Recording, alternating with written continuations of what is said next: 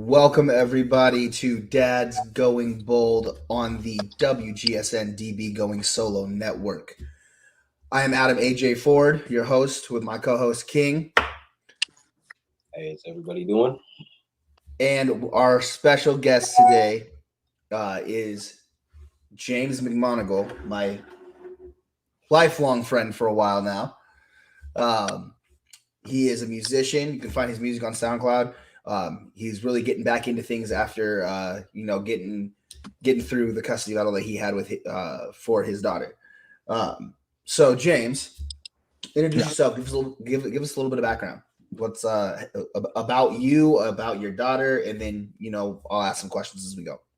Okay. Yeah. So my name's James. My daughter's name is Avery. She's turned 2 in January. I've had full custody since last September, and there's quite the storyline behind all that. But it's been definitely a transition. I used to be one of the people that would work whatever job I could find that I could then work on my music on my part-time, and now I'm having to figure out how to restabilize so I can actually provide for more than just myself, if that's a good. Absolutely. So Avery, she's 2. She's 2 years old already? In January, man. Yeah. Wow, that's crazy, man. No, it's already going potty on the toilet, man. Hey, there you go. That was one of the hardest things for D. Like, honestly, I'm not even playing. Like, he was like, so what do I do? like, he was just looked at it like, what is it? Like, do I get in? Do I get in? Is that what I do? No, you just go. Like, right. So both of y'all raised daughters. Yeah. I got to get some people on this show who raise sons because this ain't fair. I know Layla is what 5? She is 5. Yes, she's 5. And so I mean, I know that you guys could probably connect on a different level of raising a kid because you're raising a daughter. So like it's much different, like with potty training, with just different aspects of being a dad that for me, like you guys will tell me and I won't even my mind has never even gone there because I don't have a girl. Right. In my honest opinion, girls are harder to raise, hands down. Yeah, Layla's a handful. All right, so as far as kids being a handful, James. Yeah. About Avery. So, I know you had a pretty tough background with what happened with your girl, but give us a little bit of a rundown of kind of how that went and how you got through it. Yeah. Well, to lightly touch on the subject, more or less. Yeah. So like the first 6 months of my daughter's life, I only got to see her like 3 times. And that was some background into that, but more or less due to drama that someone brought upon themselves, doors were opened and then I was able to start trying to get more time with her and everything like that. And along that route, it basically went from me getting a little bit of visitation to 50-50 to someone not showing up for their 50-50 to weird more drama, happens, that the other, and segue into me getting full custody and then other party showing up when she feels it's convenient. Yeah, that's I think that both King and I can attest to that part of it. The conveniency part of what I want to be a parent today. Right. So and especially if you're doing a good job. If you're doing a good job, that's a hard thing to do because there's to a point where you got to create a relationship with the child. You know what I mean? Yeah. And if that's not being done, what's the point of you having any visitation in the first place? Like what's the point?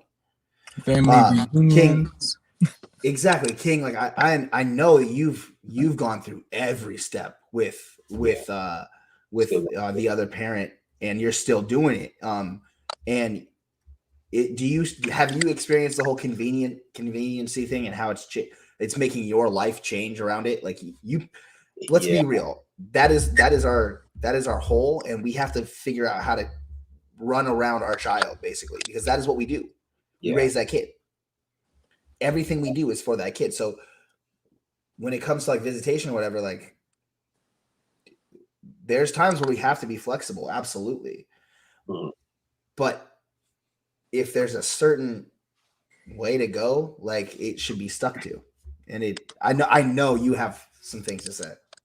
Yeah, so with the whole convenience thing for me, it was about 2 years of just being completely inconsistent, you know, basically non-existent. And now all of a sudden it's kind of throwing me in a loop because, I got to start paperwork for more parenting time and whatnot. So we're going through that process, and it's kind of just been an adjustment period for me and my daughter, to kind of get used to that and shape our schedules around something new. But we're making it work, and I think it is a positive for for Layla, just to kind of get that time as long as it stays consistent. Absolutely. And don't get me wrong, the consistency part is where it sounds like all three of our situations are the same. Yeah. You know what I mean? And that lack of consistency, it changes. I mean, I waited around for hours. You know what I mean? It changes what I wanted to, what I had to do that day. Yeah. So like it's hard. It's a hard thing to juggle. Yeah. But enough about that. Let's speak on the hardest part, James, for you, going through this process of getting some time, then more time, and then finally, custody. Was it harder?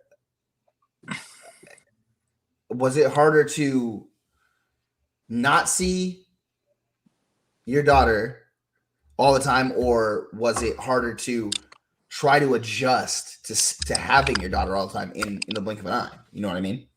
Well, I would say that it was harder in both scenarios in completely different ways. One Absolutely. was like constant mental drain.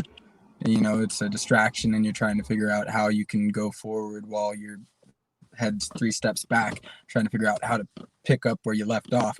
And then when it came to having full custody and everything, obviously harder to get the day-to-day tasks done and so on and so forth. Figure out a lifestyle that's going to work, because it went from like no time to 50-50 for like a couple weeks. And then full custody, I'm kind of getting used to this, to boom, just done. Yeah. And like the transition with work too. So like it went to 50-50. I lost my job because someone not showing up when they were supposed to. That's the lifestyle the life changes that I was speaking about there. Yeah. Would you do yourself to stay kind of focused during that all those changes, the inconsistency, and even in the beginning when you were hardly even being able to see your daughter? Because I know that took a toll on me, not being able to see my daughter for various reasons, when I wanted to. Just kind of how'd you get through that on your own?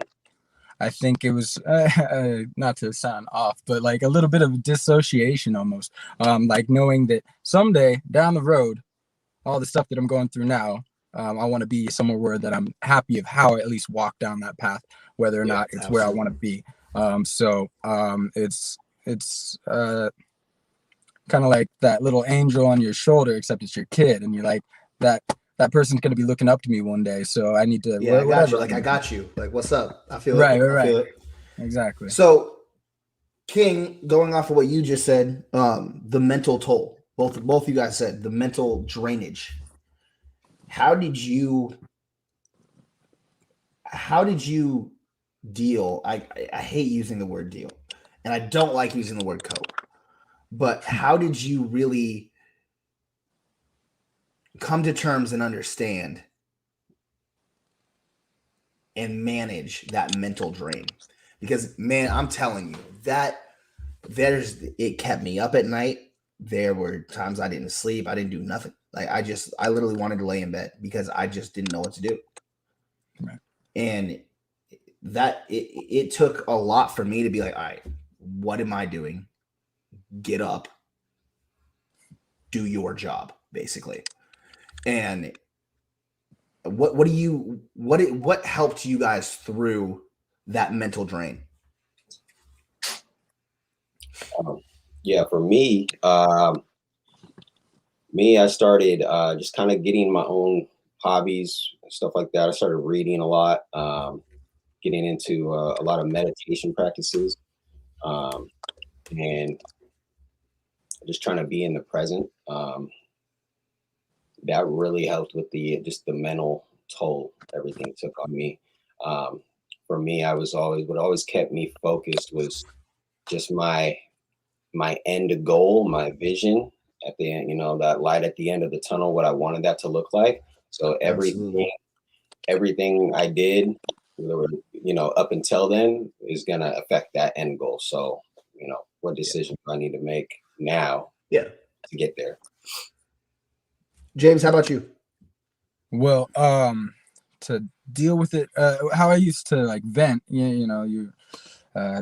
I've been making music since high school and everything like that. So I have a lot of unproduced and unrecorded songs that I don't even necessarily want to go public, but it sure helped me in the moment writing it out. Oh, absolutely. Trust me, I know. Writing was one of my biggest outlets. So go on. Yeah. So I would do that at those times you were talking about where you don't know what to do with yourself. I would open something up, or I'd read something as well. And really just defragmenting, to call it something, is kind of like you got all these things going on, and like it's hard to put together that picture unless you take the time aside for yourself, because you can keep pushing on your path and everything, but at the same time it's still stewing in the back of your head, and it doesn't get resolved until you take the time to let it resolve. Absolutely. And I think now touching on that, like King was a huge outlet for me. Like I could come to him and vent.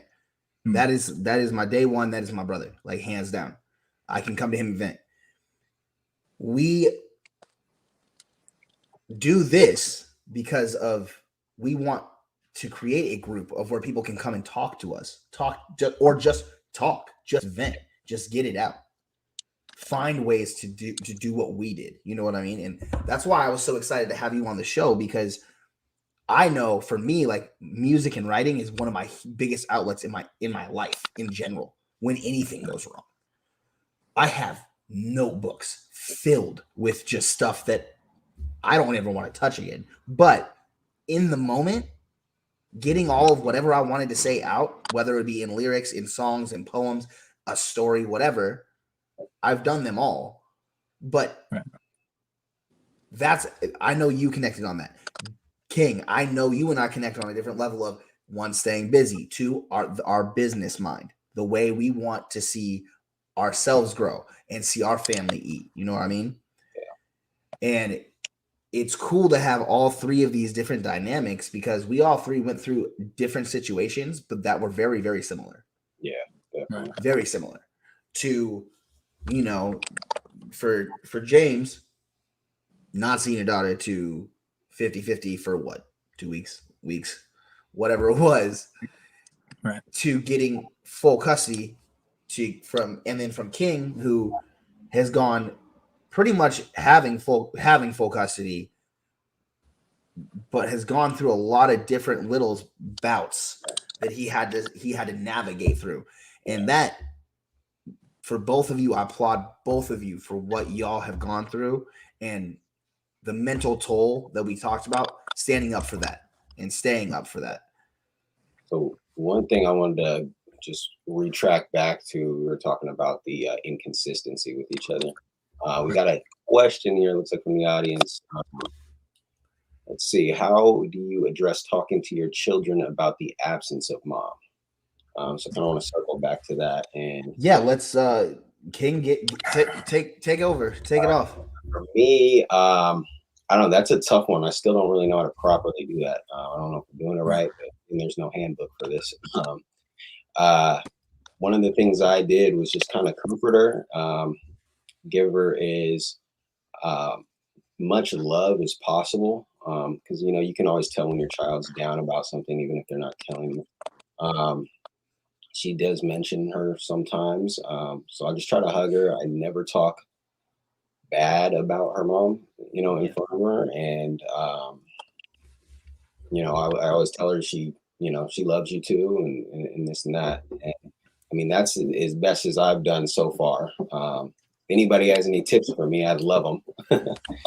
Bro, and I think you took a very good approach to it, though. You've taken a very good approach to it. And the thing about you never talk bad about the other parent in front of the kid or directly to you never do that, because you don't know if the relationship is going to happen now or down the road, but you don't want to spoil that for the child. Yeah. And at that point, you're not thinking about the other parent. You're thinking about the child, because everything comes back to this has to do with my kid. You know what I mean?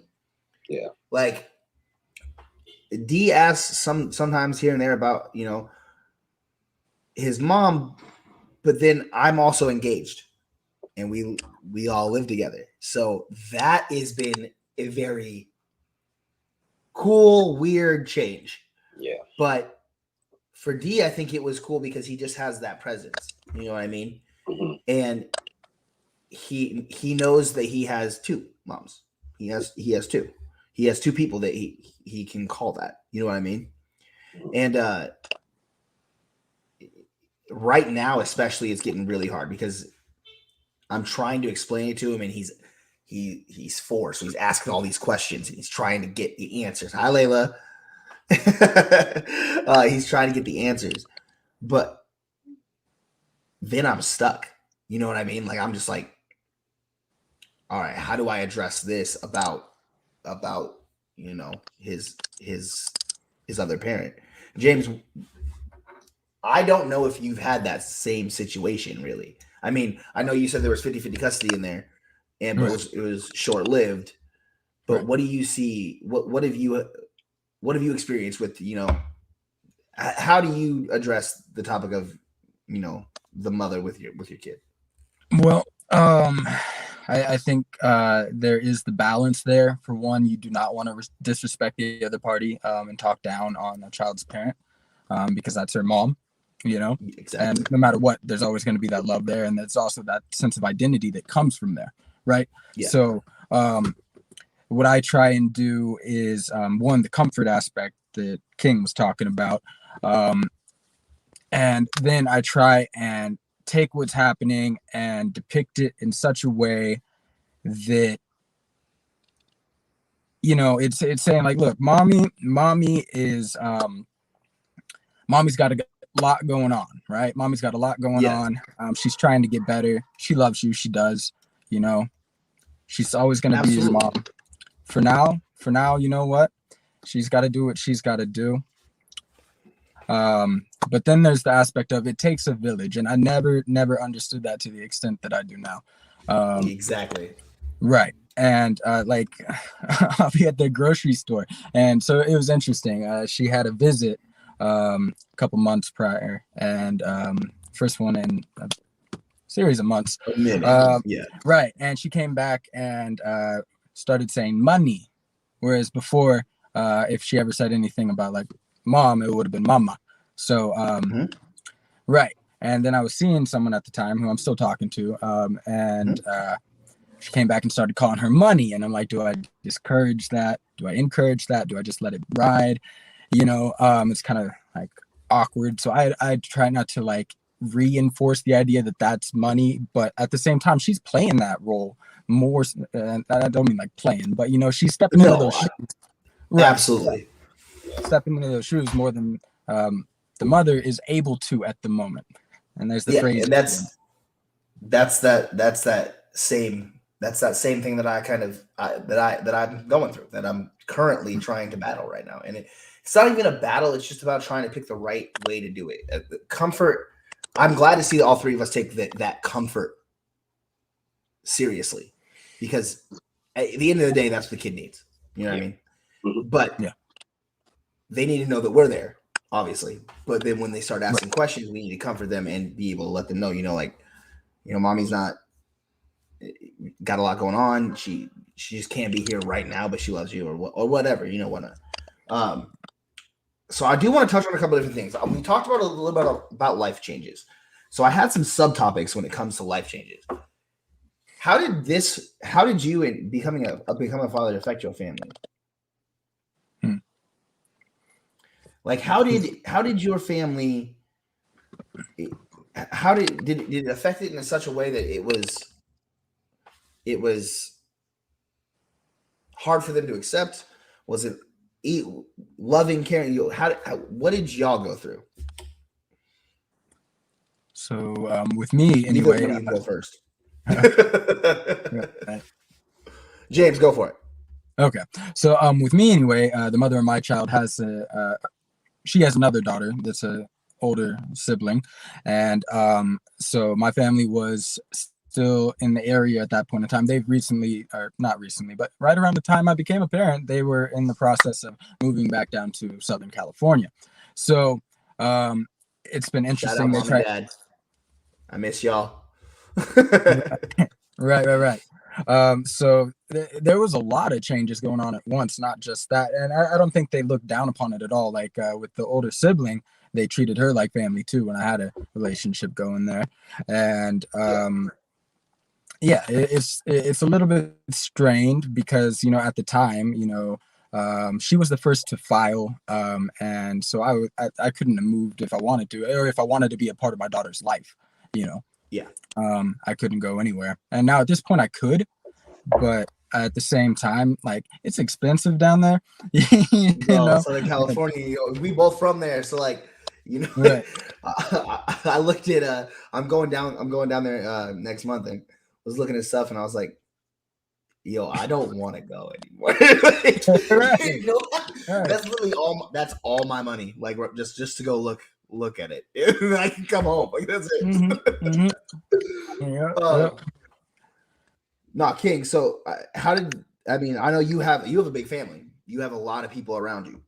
Yeah. But you have a small section of people that you really have around you. You're like me. Yeah, very. We have that small circle. I tend to stay as isolated as possible. Absolutely, I understand that.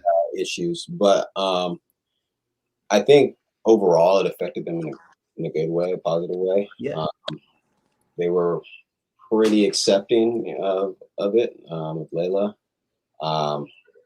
Where it kind of, or I saw a negative impact was, going through the whole years of stuff with the mother of my child.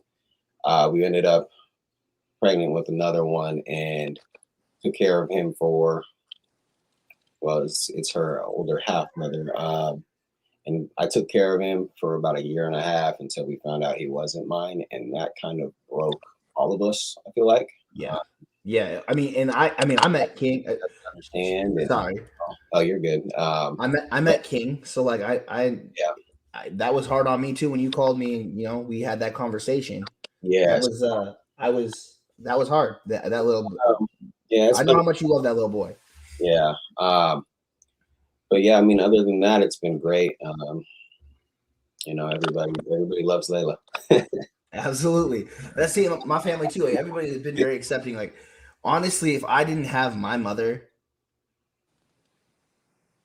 who lives across the street from me to be able to take my son to for care during the day, I would be lost. Like, yeah, he needed to start school, but he needed to start school in the middle of the pandemic. And then when I tried to get him signed up for school, I was unable to do that because they weren't accepting new people.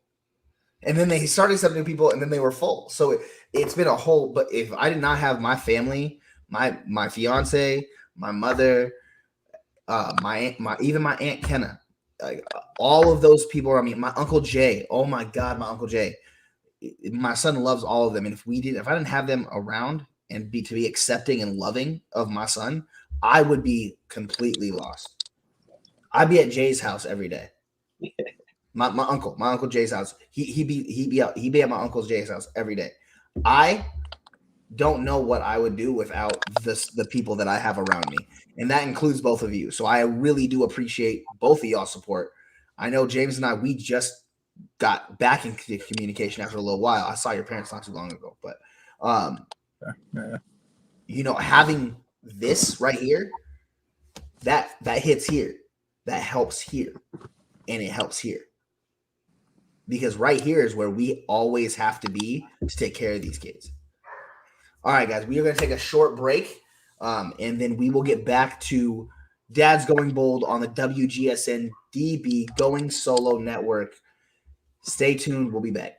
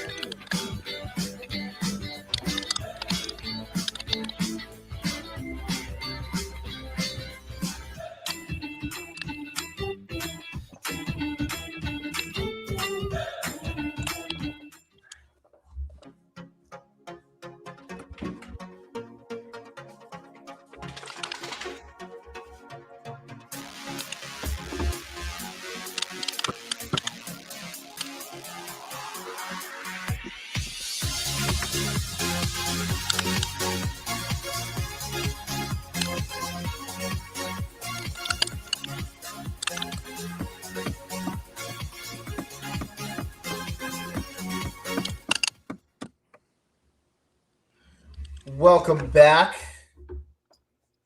There's King. There he is. All right. So we've covered a lot so far. Want to do some, questions back and forth. Just a couple guys talking back and forth about what we go through. James, do you have any questions for myself or King or any of the people watching out there that we can answer for you? Yeah. Mom advice,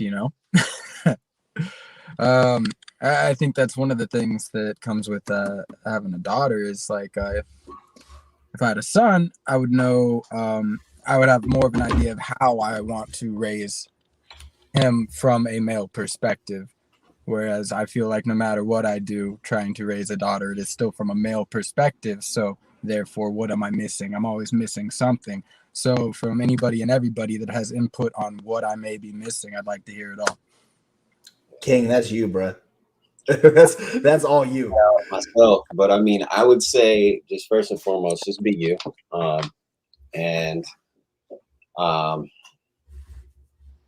For me, I've kind of had to put aside that masculinity when I'm playing with her and stuff like that.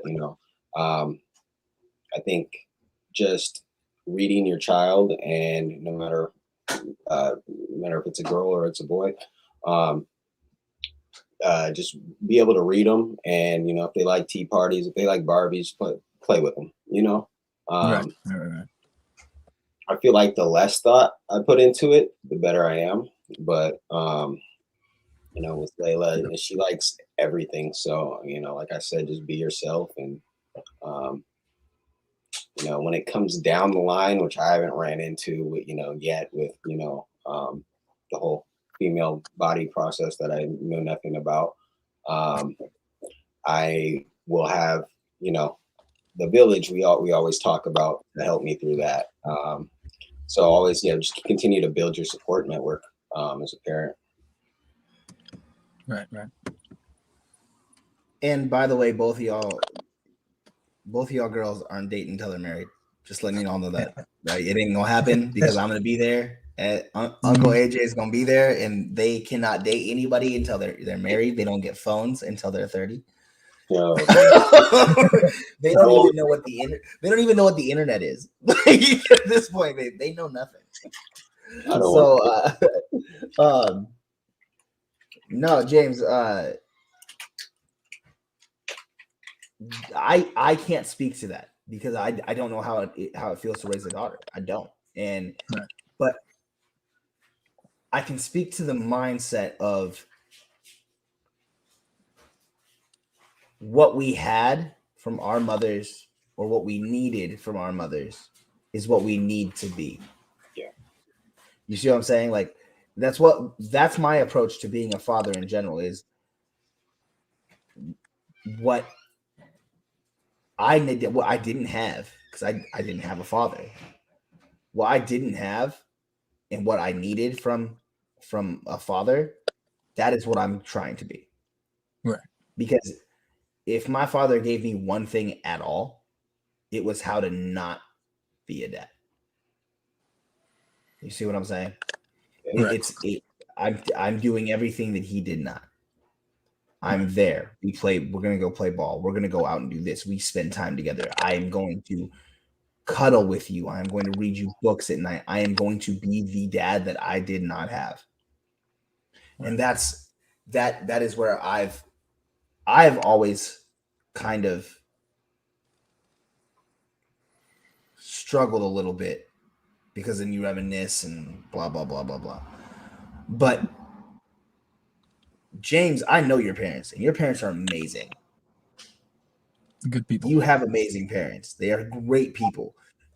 So like, I guess you have to throw my answer to your question is you have to throw masculinity out a little bit. You know what I mean? You have to think more.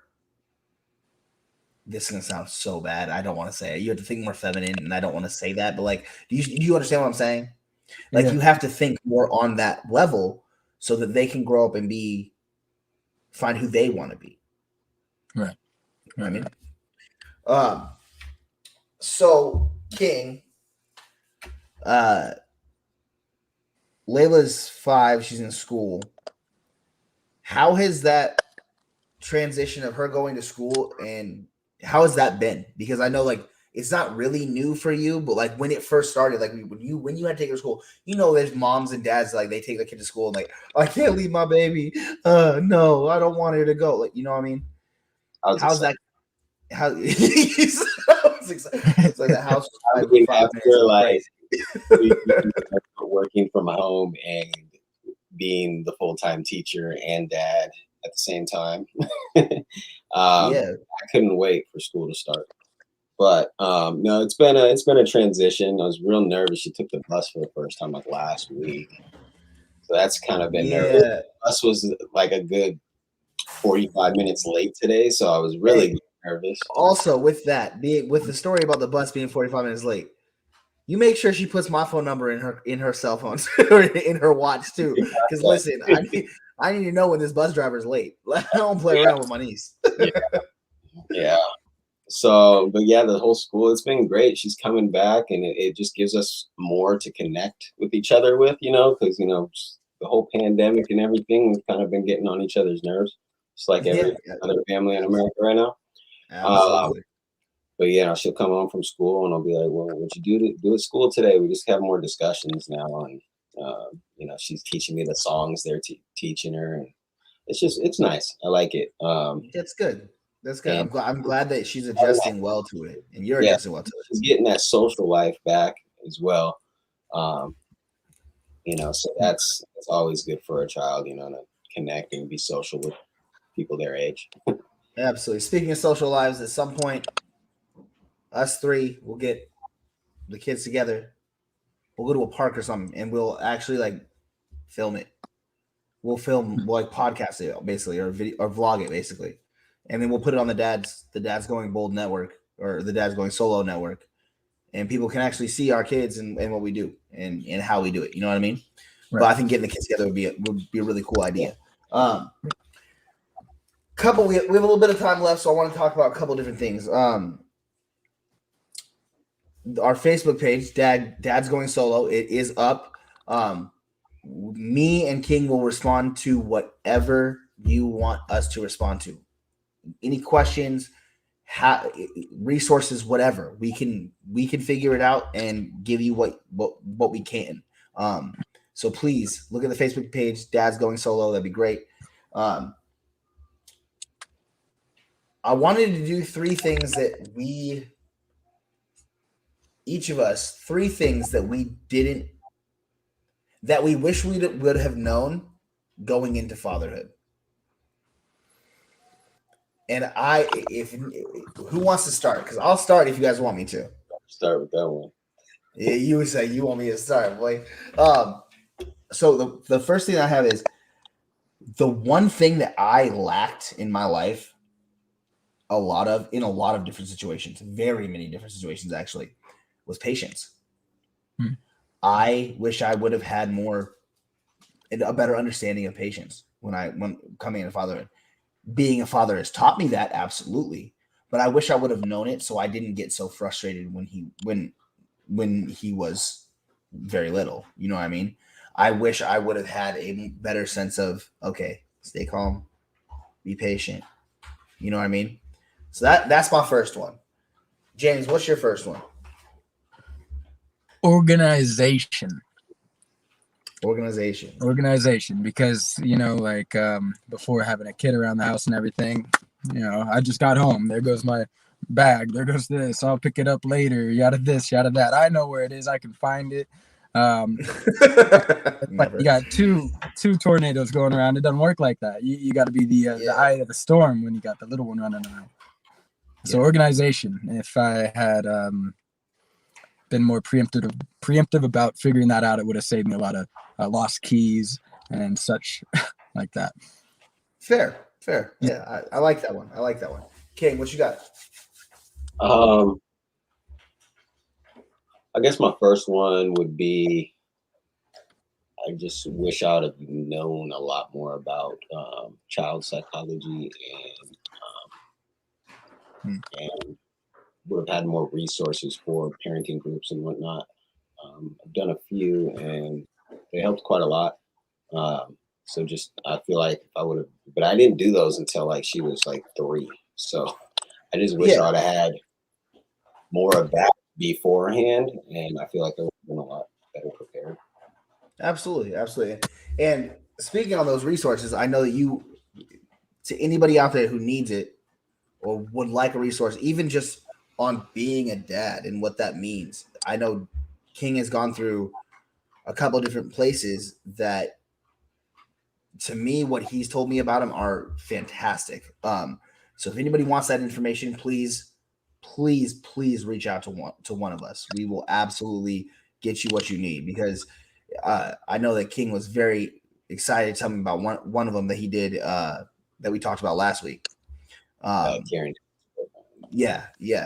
And I think that is an awesome program. That is an awesome thing to have, especially just for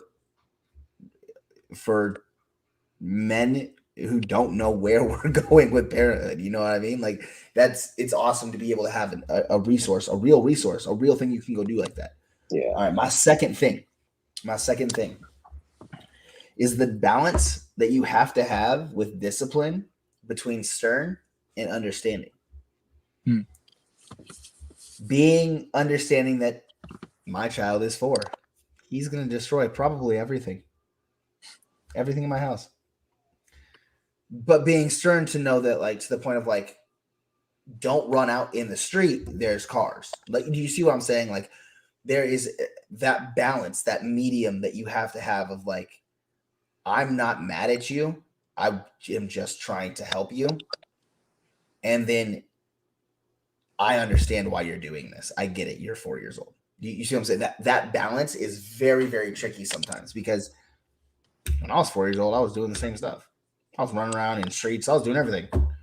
So I mean, it's that balance is hard to really adapt to. And I wish I would have known a little bit better way to address what I need to be stern and what I need to be more understanding about. James, how about you? What's your next one? I think I'd have to go with communication, and different types of communication. Because I mean, like, as an adult, I expect you to know how to speak. I expect you to know how to understand what I'm saying. And if you don't, well, that's your problem. With a child, it kind of goes along with what you're saying. But and what you were saying about child psychology as well, King. But like nonverbal communication, sign language, they're really quick to pick up on such and all that kind of thing. Because like out of all the different languages in the world, English is one of the most like diluted, all over the place, makes no sense languages out there. So finding ways to get a point across without okay, so I heard this phrase and it's like rain grows flowers, not thunder, right? So nurturing, so don't raise your volume, raise your words, except in this case not words, communication, whether it's like absolutely, whether it's I completely understand what you're saying. That was a very good. I like that. I liked that phrase that you just said. That was awesome. I like that one too. Yeah. All right, King, we got about 3.5 minutes left. Yeah, I'll make mine quick since we're wrapping up. My second one would probably be, wish I would have valued my time better. I look back and it's like, I don't know where the 5 years went. I just cherished the little moments a lot more than I did. I wish I would have spent more time with her rather than on, stupid little things or sleep. Absolutely. Absolutely. Yeah. I see that. I feel that one. Time's a big one for me. And I picked the last one for all three of us, so you guys really don't have a say in this one. My last one was for all three of us that we already talked about, and it was, that mental toll. I wish I would have known more about how to address that mental toll and how to use it in a positive way instead of a negative or a destructive way. I know that all three of us are very boisterous, I guess, when it comes to our attitude and our frustration. We all three of us are the leaders of the pack. And that is why I picked this group right here to talk, because we all have been there. We all have been to that point of the mental toll. I'm going to do whatever I want at this point. And that can be destructive at times. So I wish I would have known a little bit more about the mental toll that was going to take on myself, the mental toll it would take on my family, the mental toll that it probably takes, going back to child psychology, on the child, watching you go through it. You know what I mean? And I think that's something that I wish I would have learned a little bit more about before I entered fatherhood. But I want to do a couple shout outs. I want to do a huge shout out to Cece, our amazing person, our amazing producer, just all around amazing person. Cece, we love you.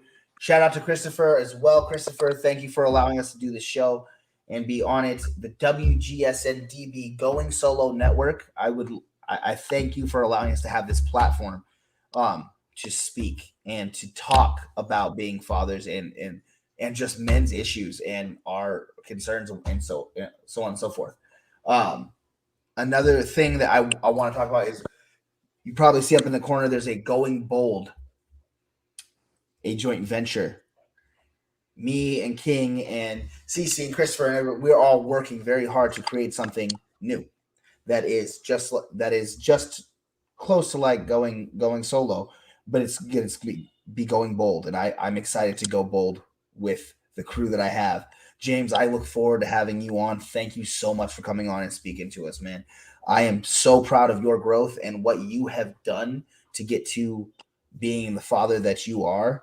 And I look forward to seeing your continual growth. Same with you, King. You already know that. That is why you are my co-host. I truly believe in both of you as individuals, as fathers, as people, as good people. And I look forward to seeing the growth from all of us.